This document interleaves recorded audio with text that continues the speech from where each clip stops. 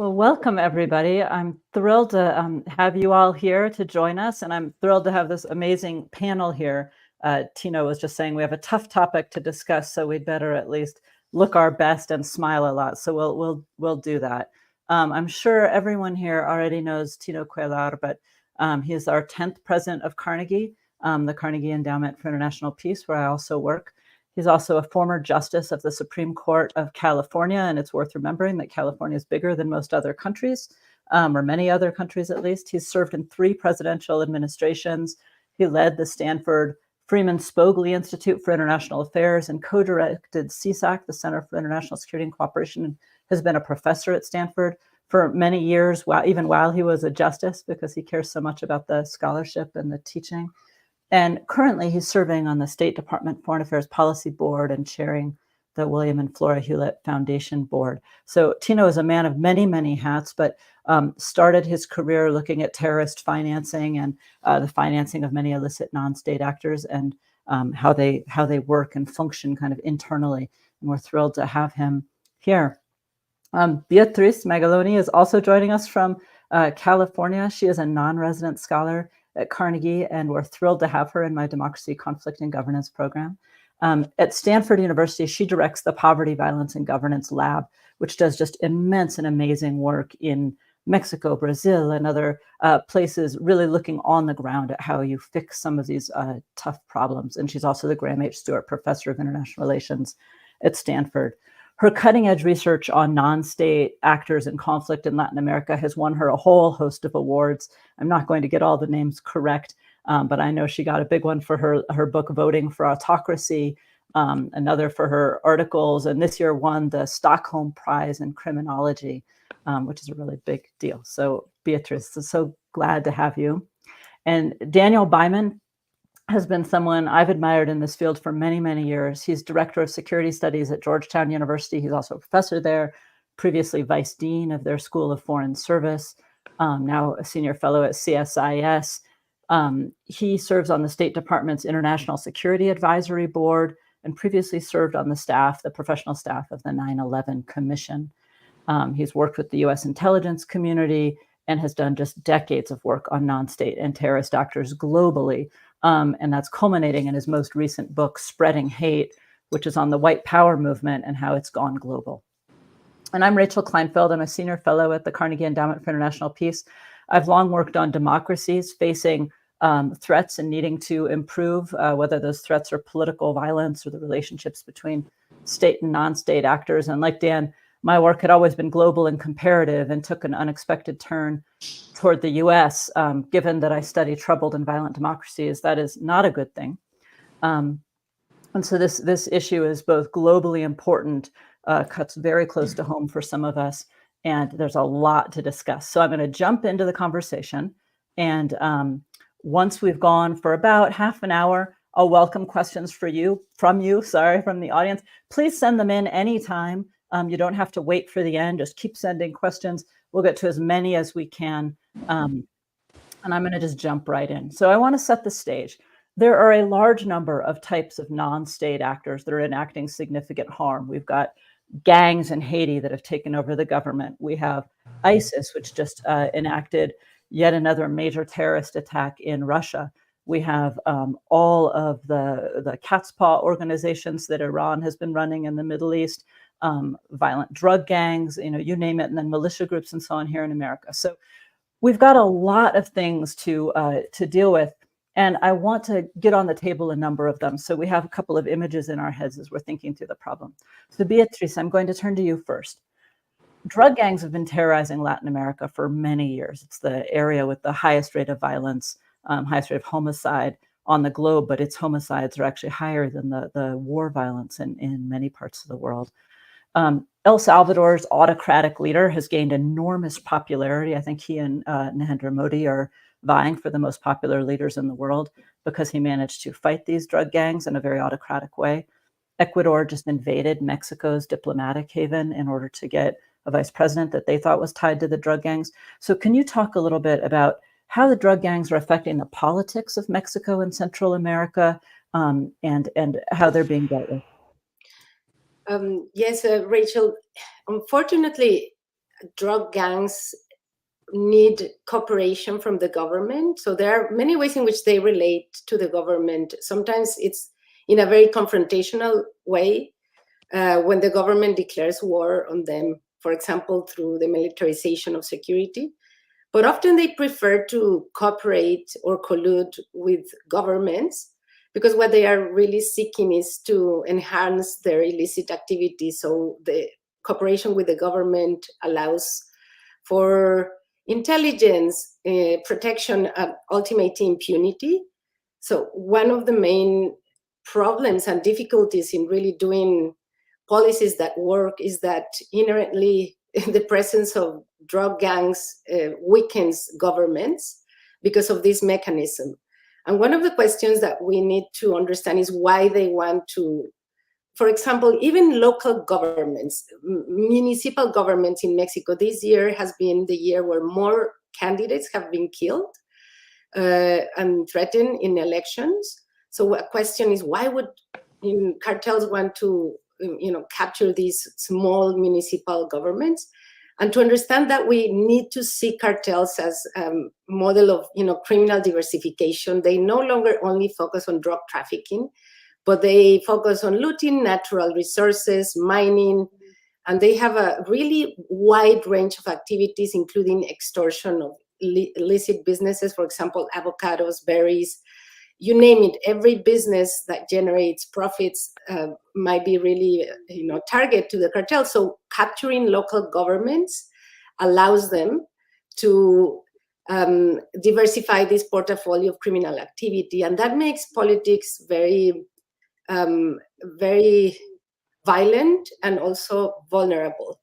So I want to leave it there. It happens in different ways in different countries. So Mexico, it's more at the local level, but we observe this happening in Guatemala and especially now Ecuador at the national level. We observe that in Venezuela.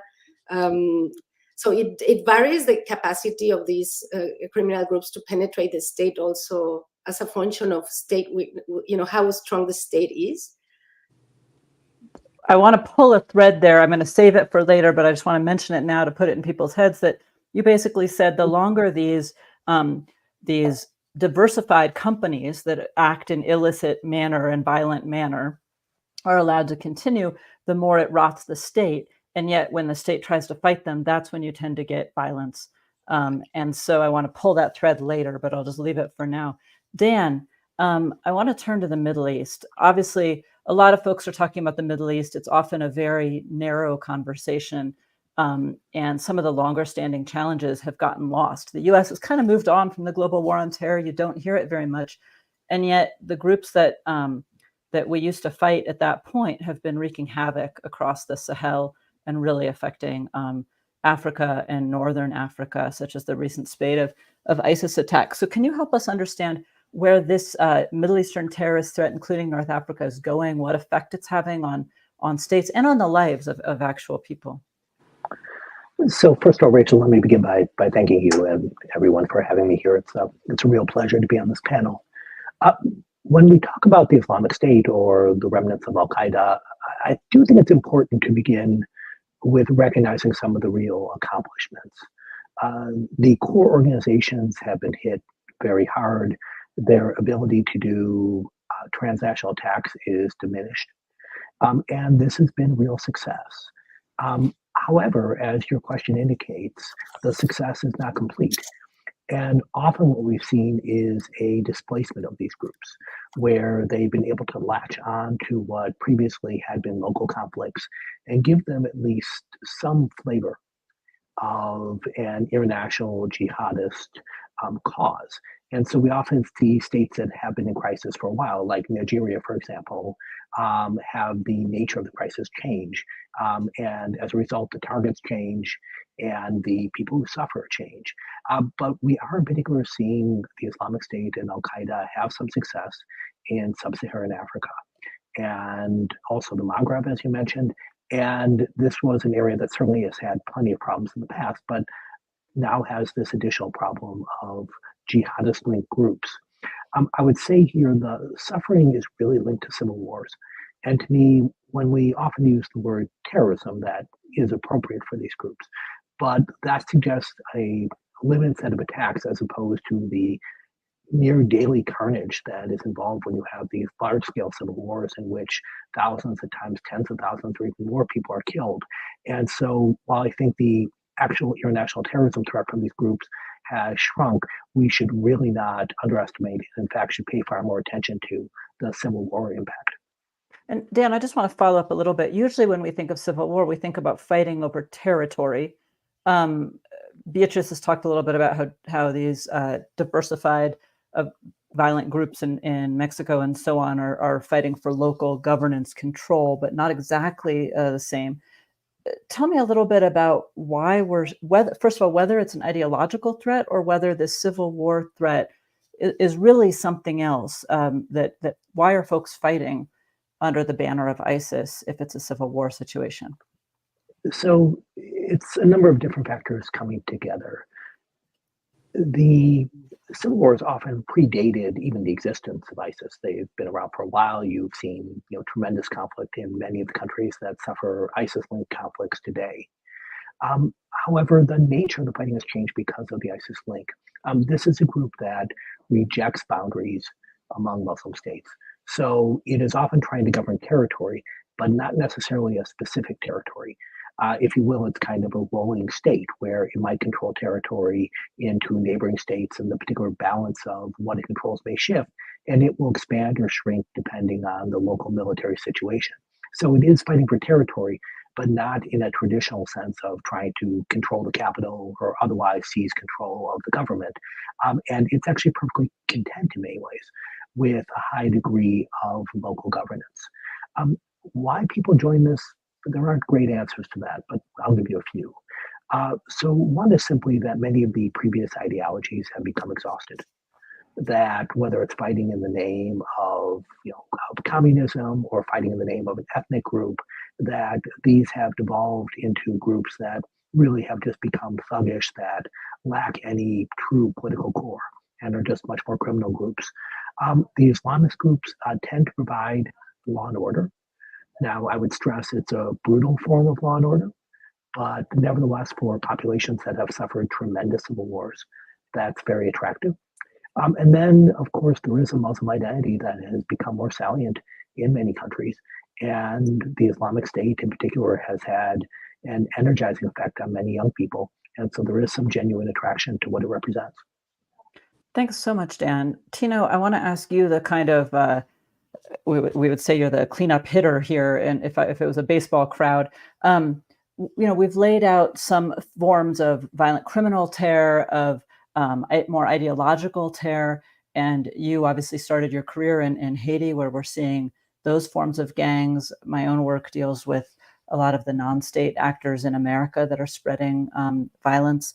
Talk a little bit, if you can, about the similarities and differences between these groups, why we think of them together at all, and whether that's a useful categorization. Thank you, Rachel. And it's a real pleasure to be here with Beatriz and with you, my Carnegie colleagues, and also with Dan Byman, whose work I've admired for many years. I think the importance of starting with Haiti is to highlight first how persistent these challenges are. When I started my career in government in the late 90s, working for the Undersecretary of the Treasury on issues like anti-money laundering enforcement and anti-corruption issues, I was asked to work as part of a team to deal with the issues that Haiti was facing at the time. I remember many meetings in the White House Situation Room trying to strike a balance between the kind of appropriate concern that any number of countries outside of Haiti can and should have about the situation there, France, Canada, the US, but at the same time, a degree of humility about how much you could actually understand and do, being remote to the facts on the ground. And the more I got to know those facts on the ground, the more I realized that then as now, gangs that begin to operate outside the law do so in part because of state failure. At the end of the day, when the established power structures, the normal forms through which we resolve disputes, conflict, and empower bureaucracies and organizations fail, there's a power vacuum. And that power vacuum is often filled. And I think one of the commonalities that you might find in the gangs that are operating in Port-au-Prince right now, some of the organized criminal organizations sprawl over multiple countries in Latin America, the groups involved in terrorist activity, tragically in the Middle East, is that there is a vacuum that they are filling in some constructive way. Now, they vary in terms of their complexity, their goals, their ability to plan ahead, how effectively they can manage real agency problems, what we'd call agency problems in the sense of delegating authority to people who have to operate as part of a network. Where I think you can see the commonalities is in two themes that I've found over time recur. The first one is that most of these groups require a source of revenue of some kind. There are definitely, clusters of 3 or 4 or 5 people that can operate with almost no revenue. But anything more complex than that requires a source of revenue. And that is a function of the reality that even when people are brought together in their illicit activity by personal grievance or ethno-nationalism or religious sectarianism or a rebellious impulse, that's almost never enough to organize really complex activity. That has to be fed by some source of resources, whether formally or informally. It could be taking control of ports and then extorting funding in that way. It could be smuggling. It could be serving as a broker for weapons. It could be engaging in illicit activity for hire, but there has to be some source of revenue. The second is that very frequently in these groups, the strategies of control, and Dan and especially Beatriz, I think, alluded to this, go beyond fear and coercion. There is definitely violence involved in a lot of these groups. Frequently, that's part of what attracts the attention of the outside. But often, the means of control include resolution of disputes, provision of informal welfare to families in need. And in no way am I implying that that legitimizes these groups, but it's important to understand that the connection they have to the public around them from which they feed and gain recruits is often one that is based on more than just coercion and fear. Thank you, Tino. Those are really, really crucial points. I remember when I was looking into the mafia organizations, it made me look at buying handbags on the street in DC in an entirely new way, because one of their sources of revenue was through fake labels that were coming out of Italy for clothing and handbags and so on. And your point about governance, I think, is the same that Dan is making. It might be brutal, but it still might be better than the state in certain cases, or at least more consistentness in some ways, and very important to getting them legitimacy. Now, I want to turn to a point that Beatriz made at the very beginning, which was that these groups often infiltrate states. They're not always entirely non-state actors, despite that being what we call them. And I want to get into the relationships that they have with states themselves. You've been doing really important work, Beatriz, on police vigilantism and police violence. And I've found in my own work that there's a really tight relationship between places where there's a lot of police violence, so that people who are poor and marginalized particularly don't trust the police, and the ability to offer these services that Tino is talking about, and that Dan's also mentioned, and step in and say, we'll protect you from the police as well as from other violent groups. I'd love to know more about what you've documented in Mexico and some of the ways in which these groups become states, substitute for states, or work with states. So, yeah, I mean, this really goes back to what Tino was talking about, how criminal groups govern territories and why they do that, and why people actually feel sometimes safer under the rule of criminals than police. I can talk extensively about the work I did in Rio, specifically in the favelas of Rio, because there you have an incredible variation of forms of rule by criminals, and also of relationships of communities vis-a-vis the state. So I found in my work that there are places that I call, where you have a really cooperative relationship between the community and the criminal group, often because, for example, drug traffickers come from those communities, and they have a specific ideology in terms of treating residents with respect, such that, for example, they have cooperation from residents. When the police comes or rivals come, they really have protection from the community. So they have an interest in developing good relationships with the community. Often in these places, the police, and I studied a process of, police demilitarization in Brazil in Rio that eventually did not work as it was expected. but I could observe how trying to introduce a more peaceful police would change the dynamics of, both the relationship between the criminal groups and the state, but also the community and the state.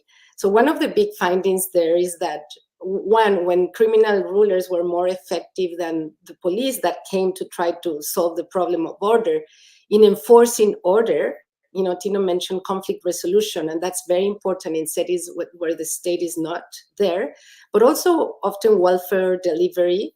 They would see the police with a lot of distrust, but also because when the police arrived to the favelas, they were not capable of providing order in the way that the criminal rulers used to do. So there was a really backlash in this situation. So rising crime, but also less police legitimacy, because you see also a lot of violence happening as police enter in these places. But we also have to keep in mind that in many other places, criminal rulers, if we told them, those who control territory are not able to actually rule. They are fighting each other, and they are often not able to control their armed men to terrorize the communities. And in those places, I found that the communities were really asking for police to come, and the legitimacy of the intervention once police arrived was significantly higher. So there is a big variation in terms of how people in these communities perceive and desire the police to be there or not. And I found that it actually depends a lot on the ex-ante criminal order, how criminals relate to communities. That's one point I want to make. But the other is that clearly police militarization led to significant violations of human rights on the ground that it's been widely documented, but we also could document. And that obviously works to undermine the legitimacy of the state and of the police, and pushes communities towards criminal groups. So that is really, I observe this not only in Brazil, I observe that in Mexico, and in a lot of places that I have studied there on the ground, this same dynamic. And I'll talk a little bit later. I want to leave Tino and Daniel to talk about this question. But I want to come back to how communities have responded to this collusion between the state and criminal groups. So the state failing to provide any security for them, and what's the responses that we've seen on the ground. Thank you. I will make sure to come back to that, Beatriz. But one thing that your answer is making me think of is just the vicious cycle that can get started where you get high crime areas, people start voting for mano dura, iron hand, law and order sorts of policies. But if those aren't enacted with a pretty strong rule of law, if the police become more brutal, it actually can increase support for the criminals that you're trying to oust in the first place, and create this kind of entrenchment within communities. And it's interesting that El Salvador has managed to overcome that with just immense levels of arrests. But Tino, I wanted to turn to you because you've looked a lot at how groups infiltrate police and law enforcement. So Beatriz has talked about this relationship, this kind of almost teeter-totter between who's providing law and order and where do communities feel more safe. But you've actually talked about when they become more one and the same. So can you talk a little bit about that process and also anything that can be done to stop it? We'll be getting to solutions soon, so I want to start teeing it up. Thank you, Rachel. So building on that point that Beatriz was making, there are different equilibria that are possible when the state and some of these most powerful illicit groups intersect with each other. One is they can go to war with each other effectively. And there are reasons why sometimes long-standing relationships can decay and create real violent disputes. Now, it's important to recognize for many of these groups, violence is a hugely important tool. It might even be a goal that they have. But routine use of violence is a risky thing for many of them with respect to particular populations they're trying to control, right? It can attract attention. It can create different norms that then make their own underlings more difficult to control. So this question of where does violence come into the picture is an intriguing one, because it then goes to what the incentive is of some governments, and think Mexico circa the 1980s, 1970s, to make in effect deals with local groups that can provide some of what the state is less able to provide in effect. And in exchange for a kind of reduced level of violence and a degree of access to certain lucrative lines of business, like drug smuggling, the order that is provided at the local level can be a cozy relationship. Now, to be clear, that has its own terrible costs, delegitimizing the state, outsourcing the rule of law, but it is a kind of equilibrium that can reduce the violence and often then depends on a second order set of arrangements where the relationship between local criminal leaders, wealthy individuals in a local region, the police, the courts, the federal government, but operating locally, are all so interpenetrated that they share information, they collaborate effectively, and they make sure that they don't get in each other's ways too much. In a different scenario, what you get is a level of conflict between these actors that then lead the criminal organizations to be quite innovative about and coercive about making sure that they use online information, for example, to target people who are vulnerable, much the way a state actor might be looking for opportunities to cultivate somebody who might become an intelligence asset. And here the plato plomo piece becomes important, the possibility of coercing by targeting families, but also providing bribes to develop and strengthen those relationships. For our non-Spanish speakers, plato plomo, it's a silver or a bullet, basically a bribe or a bullet. Which do you prefer? Thank you. Now, we've been talking about criminal groups by and large, although I like Tino's point earlier that all of these non-state actors need a revenue source and so tend to have a criminal line. I remember studying the IRA and seeing all of the criminality that was fueling a lot of Irish Republican Army business, even though they were a very ideological group. But nevertheless, we've been looking more at groups that are fueled by criminality. And Dan, I want to turn to some of the non-state actors that we used to talk about more, namely the terrorist groups in places like Iran. Clearly, we're talking about Hamas quite a lot these days. Can you talk about what parts of Iran's government are most engaged with the use of non-state actors, why they use them, why they've adopted that particular security strategy as opposed to a more state-based strategy, and what we might expect going forward, given the recent occurrences where it looks a little bit like Hamas acted maybe without Iran or without Iran's blessing, and the attacks on Hezbollah and so on. So Iran has used different non-state actors really since the Islamic Revolution in 1979. And some of this really began as a legacy of that revolution, where as a series of anti-state revolutionaries, the Iranians had ties to other anti-state revolutionaries and even trained with them around the world. And then when the revolution happened, they were trying to inspire other revolutions and otherwise were trying to overthrow governments. So this all begins in a very heady moment of revolutionary success. But it quickly becomes a strategic asset. And part of this, and I really want to stress, is because in many ways, Iran is a weak actor. It doesn't have tremendous economic power, its political influence is limited, and most importantly, its military is actually quite limited. So if Iran wants to be a player in the Israeli-Palestinian arena, if Iran wants to shape politics in Iraq, the sub-state actors are very important and in some ways one of its few real assets. And Iran's point of view is that these have largely been successes, that these are ways that it can push back against its enemies, it can issue threats, it has tremendous influence in places like Iraq because of these.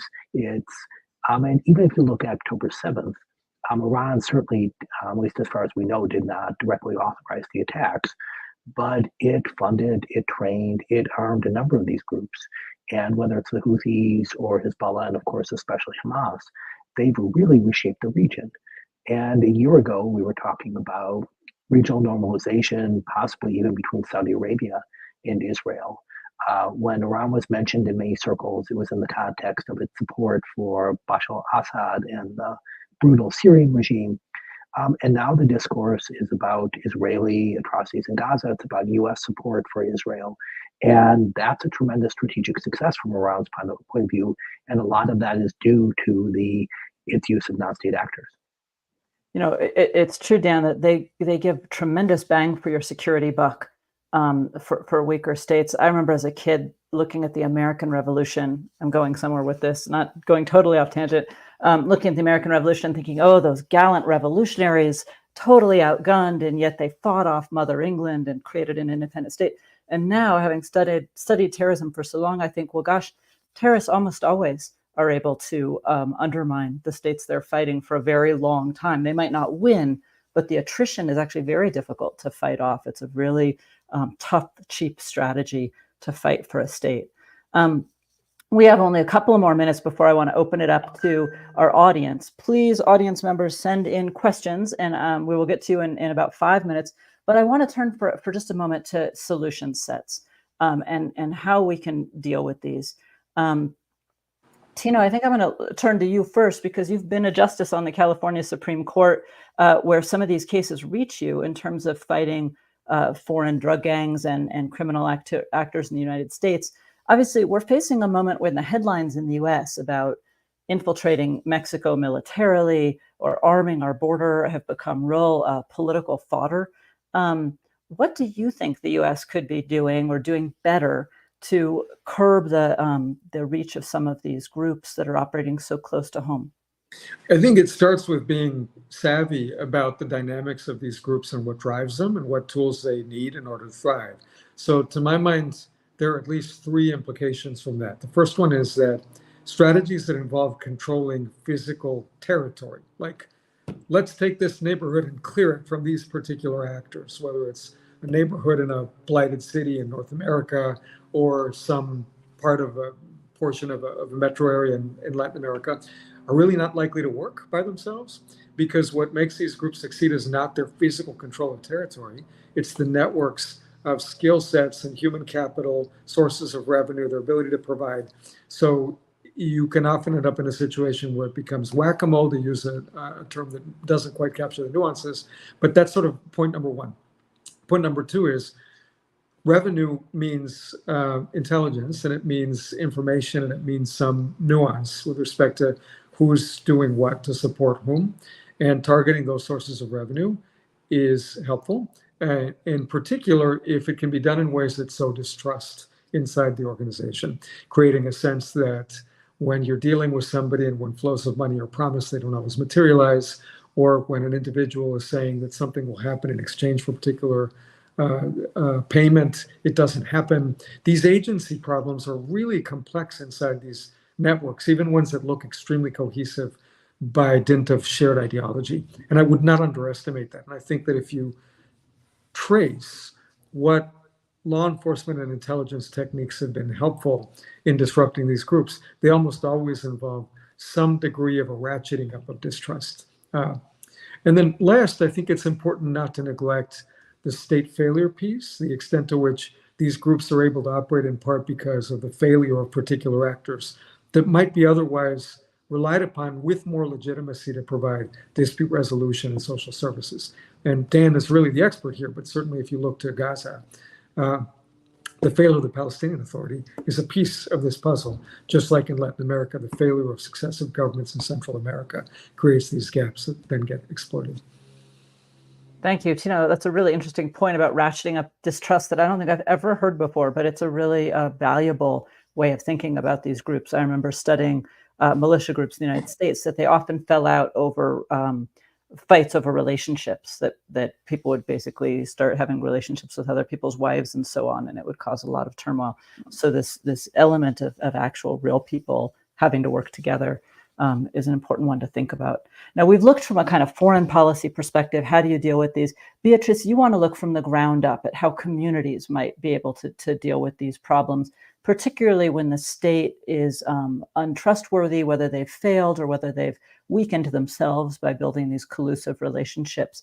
So can you talk a little bit about how communities respond to these problematic states and how they act against these actors? Yes.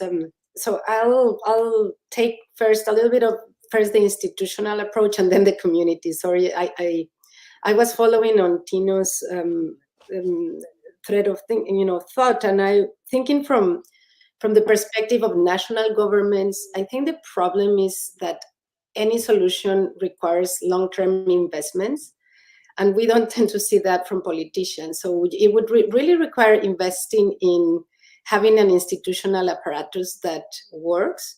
And that can be done, but it cannot be done in a couple of years. I've witnessed some of these attempts to reform in for example, police corporations throughout Mexico. Some of them have worked, but it has required significant effort, and the effort is not going to pay off for a politician in the short term. It also requires investing in prevention and giving opportunities for at-risk youth, those who are going to be joining these criminal organizations. And that requires really a very intelligent design of social policies that are really geared towards this goal, and not only towards, for example, reducing poverty. And governments don't have the time to do that. So often the temptation is really, they have such a huge problem. So think of El Salvador, and there is so popular demand to have solutions in the short term. Really, the easiest solution has been militarization. And we see that happening from Mexico to El Salvador now. Ecuador wants to do the same. And this is a big temptation because governments don't have instruments to deal with this because of this long-term investment. But it can be done, and it should be done. I've seen some success happening at the local level, for example, in states in Mexico where the business community has been particularly harmed by these problems, and they have decided to co-invest with the government in creating a police corporation that works and that is more immune to corruption. Now, from the community's point of view, I mean, one would be, okay, you are a wealthy community, like, for example, Nuevo León, Monterrey, the city of Monterrey. Actually, it's not that it fixed this problem, but it's now in the process of creating a more professionalized police because they have resources to do that, from the business community and the government. But think about all the small rural communities in Mexico that don't have access to these resources, that they're embedded in states that are not going to invest in these institutions. So I've seen a very large variation of responses, and that goes directly to your question. One of them, unfortunately, has been resorted to vigilante justice. So, for example, militias has been one, anti-crime militias, one of the responses that we've seen. And unfortunately, with those, eventually they have, at least in the case of Mexico, where we have seen a great deal of these groups emerge, they actually eventually end up being recaptured by cartels or become very predatory vis-a-vis their communities. So one of the interesting phenomena that I have discovered is this variety of responses from indigenous communities in Mexico that represent 17 million people in Mexico identify with being indigenous or speak an indigenous language. It's around 20% of municipalities that have a majority of indigenous people. And in these communities, I've been working on different responses. And interestingly, a lot of them have involved gaining independence from the state judicial and police institutions and creating community organizations, community police that is actually very much embedded in the community to solve a lot of the problems of violence. So I have a large project now documenting this variation of responses. Obviously, this is not available to communities that don't have thick social capital to really control and embed this sort of organization of violence.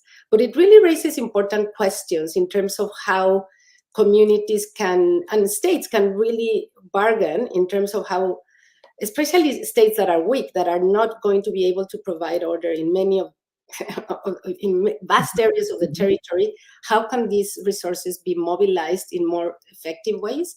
I think there is something that we really need to learn Fascinating. About this. Really important points, Beatriz. And I feel like we've now covered a lot of ground. I want to turn to audience questions, but I just want to get one more country on the table that is dealing with this and which usually is not seen as a weak state, which is the United States. And Dan's recent book on white power organizations, white supremacist organizations, makes the case that these are globalizing. I would also say that there's a male supremacy movement that is also globalizing, that is intertwined, but not the same as the white supremacy movement by any means. It's very much very different. But these are new models, I would say, of non-state actors that are not so territorially based. And Dan, before we go to audience questions, I really want you to talk a little bit about what these groups mean for the fight against non-state actors and whether there are ways to counter these much more amorphous kinds of ideologies. Rachel, what you're raising to me is a very real, if very depressing situation, which is many of the problems that at least I, perhaps naively, kind of relegated into problems that happen abroad are certainly occurring in the United States. And as your question raised, we often, or at least I often, use the word group when I'm talking about political violence. But in this case, the groups themselves are actually quite small or limited. Yes, you do have groups, and if it's white supremacist groups, we could talk briefly about anti-Moffin, or anti-government groups, we could talk about the Oath Keepers or Proud Boys, but the vast majority of people involved are individuals who are part of these very dense networks. And so they're connected to one another. They're often not acting alone in a true sense. But simply going after a group doesn't get you as much as you might otherwise hope. A second problem is that these groups are overlapping tremendously with more legitimate politics.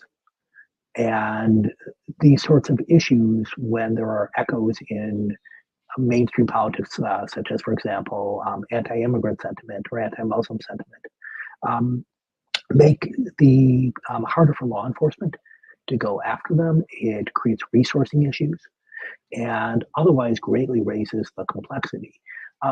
I will say, I think the Biden administration has made progress on this, but I am very worried about the 2024 election.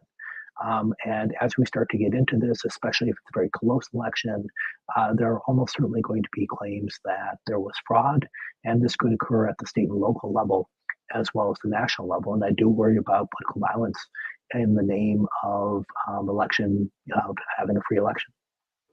So, Dan, you bring up a point that a number of our questioners are asking. So I'm going to start bringing in some questions from the audience, which is about this relationship between the violence these groups use and the politics of the states. So one question, and these are really for any of you, you can just let me know who wants to go first, that we're seeing a lot of migration and displacement from these violent groups, whether it's Venezuela and the huge crisis that we're seeing there, parts of Central America, or in the Maghreb, the Middle East, fueling migration up to Europe, and that this affects other countries' migration policies and even their democracies.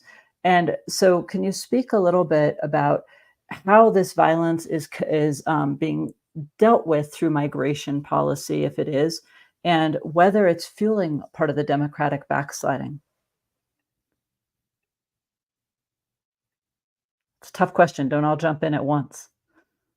Well, maybe I'll start with just a few reflections, Rachel. There's no question that the big picture story is that all this stuff we've been talking about involving violence perpetrated by illicit actors that vary in size and capability, it entangles the whole world, even places that feel like they don't have quite as much to worry about domestically. And of course, your point about the US, I could make a similar observation about some parts of Europe where they have a homegrown terrorism issue to some degree. So every country in the world is dealing with this to some degree. But the migration patterns reinforce that there's an urgency to this and a weird set of feedback relationships between the chaos and violence and pain caused by non-state actors in a particular region, and then the trajectory of democracy in Europe. I accept the premise of the question. I would add that the world's been at this for a while. You could say that the very rickety and imperfect system we have for dealing with refugee and asylum issues from a humanitarian and a moral imperative perspective, but also, to be honest, a chaos management perspective, is a descendant of a system that was created in the aftermath of World War II, but has had to adapt to a reality where so much of what ultimately moves people across borders is not traditional state-to-state violence, although there's some of that, CF Ukraine, But it is this breakdown of order where the line between civil conflict and criminal activity gets blurry. And what you know for sure is that the people caught in between are families and individuals that are just trying to make their lives. So it's, I mean, one could ask, you haven't asked, but one could ask, well, how does that relate maybe to the problems with climate migration? But of course, part of what ends up happening with climate is that it exacerbates the resource competition, sometimes the real stretching of state authority and the breakdown of state authority that then creates these gaps for these groups to begin to move in from drug smuggling and human smuggling into things like controlling water, but this was talking about that. So we've got a lot of headaches to deal with. Your point on migration policy is very well taken. I've been talking over the years to a number of federal judges and saying, why is it that if you're a refugee from Ukraine or you're a refugee from the Syrian conflict, you fall under the migration protocols that we have. But if you're a refugee from Venezuela's bad governance, or if you're a refugee from very violent gangs in Central America, you're not called a refugee and you don't have any of those protections, even though the violence in some cases is much greater than in the civil wars and much more targeted at civilians. So exactly. And just a quick follow-up on that point, that means that the framework, the scaffolding around how to deal with forced migration is increasingly going to be a really bad fit for the reality states have to confront. And then you have these weird duct tape solutions involving humanitarian parole that don't fully deal with the problem. Don't really fit and can make your domestic publics feel upset.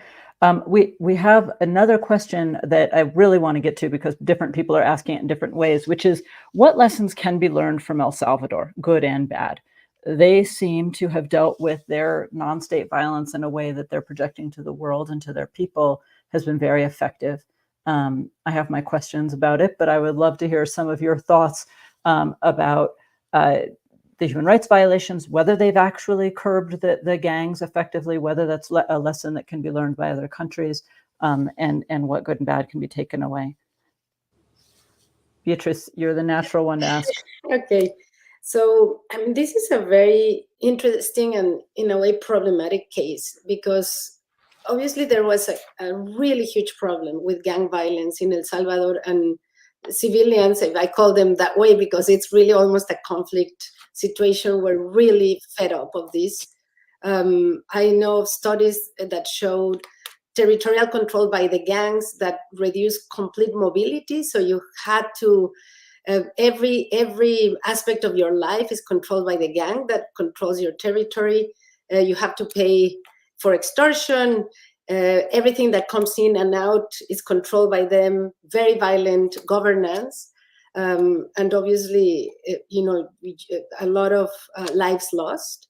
So there comes a president that militarizes security and that at the beginning tries to do a truce with the gangs, and then it doesn't work as they had done before, and then brings the military and especially this notion of let's send everyone to prison. I believe there are more than 70,000 people now imprisoned, and obviously the violence has reduced at the moment. I mean, the data that we get is given by the government, so we really have no way of knowing exactly how much the homicides have reduced. But the point is really at what costs. So the problem is, like, everybody can look at this and say it's an attractive solution. That's what Ecuador is doing. But really we cannot ignore, when we say it's a cost of human rights, I mean, we cannot ignore how many people are suffering from huge violations of human rights. And that to me, it's unacceptable in terms of, this is the example of security policy. So that has to be said. I mean, that has to be a priority, that security has to be obviously provided respecting human rights, because you are sending a lot of innocent people to prison, and that is just not fair. It's completely against due process. But the other question is really, and not less important than this, I think we have to emphasize, is really what are the long-term consequences of this? And I think that we don't know. It's too soon to tell. But governing prisons is a very difficult challenge. And we know from other countries, for example, Brazil being one of the most important examples, in which very large criminal organizations that control the entire territory are governed from prison and managed through prisons. So really the question is, you are sending this enormous amount of men to prison. It's still a problem how you are going to govern that. And in the long run, we don't know, whether this is going to backfire. So the problem with El Salvador is that it's too soon to tell. And it obviously is creating a lot of temptation on governments that want to copy. So Ecuador is one of them. Guatemala, during the election, two of the candidates were really even flew to, El Salvador and tried to, copy this solution, right? So it's problematic in that way, because we see that if you ask, surveys, a lot of people would say we support this, right? So policies that are bringing human rights abuses, but that seem to work, obviously are, receive a lot of mass support, and we cannot ignore that. So it does create a problem. Yeah, and we've seen that, of course, against more traditional terrorist groups, like the way that Fujimori fought Sendero Luminoso in Peru was very well supported by the public for a while, despite massive human rights violations. But in Peru, we found out that there was a great deal of corruption undermining that effort, and we found out later. And I do wonder, although I'm not a scholar of El Salvador, whether there's both been a mass arrest but also a deal, because when you have multiple gangs fighting, one way to reduce fighting is through a pax mafioso or putting one group on top. We know El Salvador's had a history of those deals. So I do wonder if other states might try to just do mass arrests, but what El Salvador might have really been doing is something a little bit different that isn't getting as much publicity. I want to take some more questions from the audience. And Dan, I think this one is really for you. It's about addressing the threats posed by non-state actors that can be fought in a more paramilitary way because they are in fact backed by states. So we might look at some of the Syrian paramilitary groups that had support from the Syrian government, but also the Russian government, or the Wagner group, which of course has direct support, although you know more about Wagner now after the killing of their leader. But you said that the war on terror actually had some real successes that we could draw on, although some of it has been moving the problem. And I'd love to know some about how we address these semi-state actors or cat's paw actors. So there's a lot of it depends here. In many cases, these actors effectively are states, right? So if we look at Hamas in Gaza before October 7th, it was the government of Gaza, right? And it wasn't recognized as such internationally, and certainly the legitimacy issues internationally. But in terms of a basic, did it control territory and did it ensure security, one way or another? Yes. And we see in Yemen, the Houthis are a de facto government, and in Lebanon, Hezbollah is part of the government. And that's a different phenomena than if we see these actors that are really just working as part of a broader military campaign, and they're just kind of local forces on the ground. And there, the solution, for better or worse, is either outside military forces or stronger state military forces that disarm or put them down. And there's going to be variation, as we've seen around the world, where sometimes, as you said, with regard to El Salvador in the past, you can have deals where there's disarmament, but you need the state to be strong enough that it can prevent challenges to its rule. And in much of the world, that's an easy thing to say, but that's simply non-existent. So when it comes to policy interventions, a lot of what you're trying to do is build up the state. And there are massive US government efforts, for example, on security cooperation. As one example, there are law enforcement efforts to build up allied law enforcement. And you can kind of go around the US government and see different programs to work with different allies. These programs, however, have a very mixed record. I should be clear, I'm in general in favor of them. But many times they fail. And at times they've even backfired. Sometimes when you're pouring resources into an area, it simply increases corruption and doesn't do much else. Sometimes when you are trying to increase the efficiency of a military or intelligence service, it makes it more able to carry out a coup. So I think this is a really important question, but it's unfortunately one where I don't think we have simple answers for. Yeah, absolutely. And the variation is important. I think, as Beatrice was saying, when you build up a state and it's the state that's predatory, you can further entrench these groups. If you're building up a state that can actually fight them and has the will to fight and the desire to police its own, they can have some success. I want to give you each a minute, and we really only have a minute for a closing statement, either something that you think the general public really doesn't understand about non-state actors that you want them to understand, or just something you want to leave people with in their minds as they go about their day. Tino, can I turn to you first? 2 points, Rachel. Thank you. The first one is what we, I think, have all been doing in the last hour or so is to be as honest as we can about a set of problems that often have a moral dimension. And I don't want to ignore that moral dimension, but I think the contribution we're trying to make is to be a little bit dispassionate and to think about the practicalities of what it means to deal with these actors. That sometimes involves uncomfortable realities. For example, recognizing that sometimes they will be in tight control of particular communities, that sometimes the best way to deal with them is indirect, not to take them on from a purely sort of territorial displacement perspective, but to get inside their logic and to undermine the sinews that hold them together.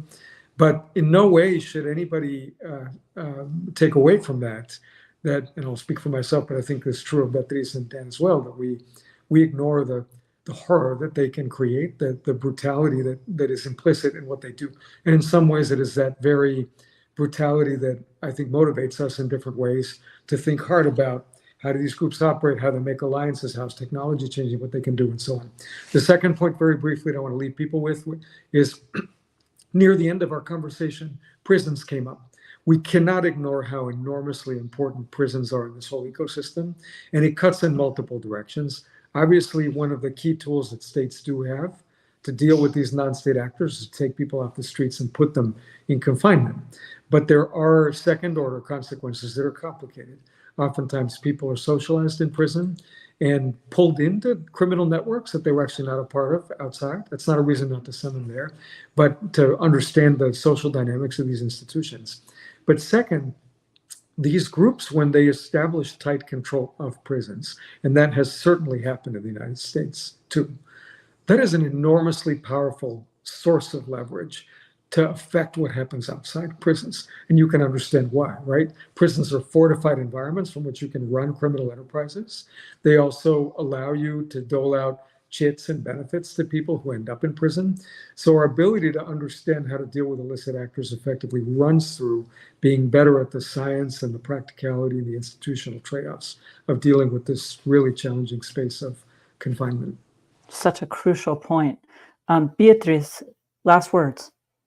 So also in terms of practicality, we have to understand that any intervention that a government does, so for example, talking about arresting leaders of criminal organizations, that was a major strategy that the Calderon administration had during the start of the drug war in Mexico. That could have been a really strategic thing to do. Just let's take the heads of the criminal organizations, send them to prison. And I think that's something that obviously governments should do. But then there was this vacuum left. We talk about how criminals govern territories, and there was a big vacuum left in which a lot of local criminal cells started to operate, whereas before they were controlled by a big organization. So the point I want to make is that the states cannot really ignore, and we cannot ignore also from the US side, in terms of if we want to prevent this from continuing, long-term investments in fixing institutions that don't work to provide order at the local level. And that's something that really takes effort, time, money, and a lot of, we don't have really the recipe of how this can be done, but I think we need to really think about that in terms of US policies towards this region. Also incredibly important. Dan, you get the final word. I'll close by simply noting how dynamic these threats are. Part of it is just a changing world, whether it's changing conditions in one country or changing technology. But also they respond tremendously to government counterpressure. And we see that whether they're trying to move location within a country, whether they shift countries, or whether they change tactics. And so one of the constant challenges that we face in this space is both recognizing that these groups, may suffer setbacks, but also that they're capable of learning, they can change, and that government policy needs to change with it. Well, on that note, thank you all for some really stimulating and fascinating discussion, much richer than a lot of what we see in the headlines every day. It's just been a pleasure. Thank you very much. Thank you, Rachel. Thank you, Rachel. Thank you. Thank you.